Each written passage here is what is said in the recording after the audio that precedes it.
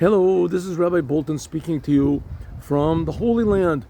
Standing in front of my house in Israel. Last night they shot a couple of missiles at us, and a few nights ago a few more. Up to now I think about 10,000 missiles have been shot by the Hamas at Israel with the intention of destroying us. And really they didn't invent this idea. It began with Abraham. Abraham was called Abraham Ivri, which means the other side. As soon as Abraham stood up with his ideas, the whole world hated him. And so it continued also that the Jews were put into Egypt, and the Egyptians wanted to destroy them. And later on, it was with Amalek, and same with Haman.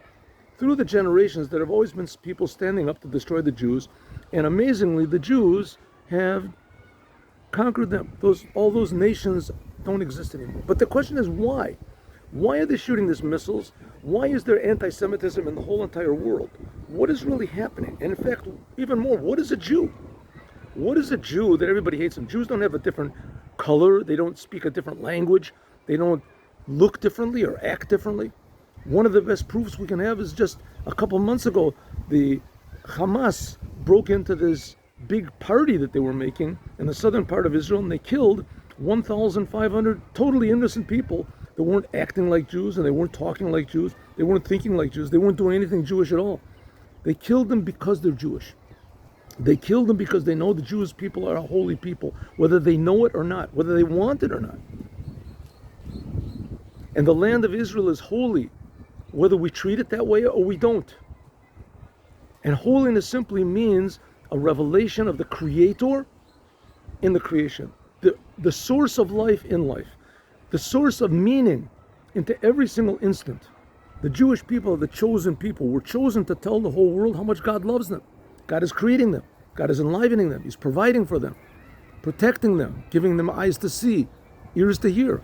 All these are free gifts from God.